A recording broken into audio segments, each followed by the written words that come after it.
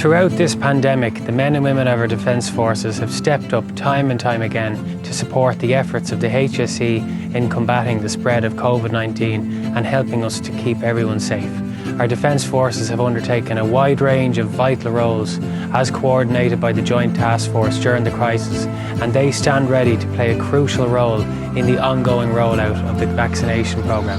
Whether it was helping at the COVID-19 testing centre at Aviva, or supporting the rollout of PPE gear to our healthcare frontline workers right around the country, or indeed helping with the contact tracing, the Defence Forces have been to the forefront of all of our efforts. Our Defence Forces have directly supported the HSE testing efforts through the deployment of naval service personnel in vessels and PPE training to workers. Our Defence Forces have supported the National Ambulance Service through Defence Forces Ambulance and crew supports along with tele-triage supports.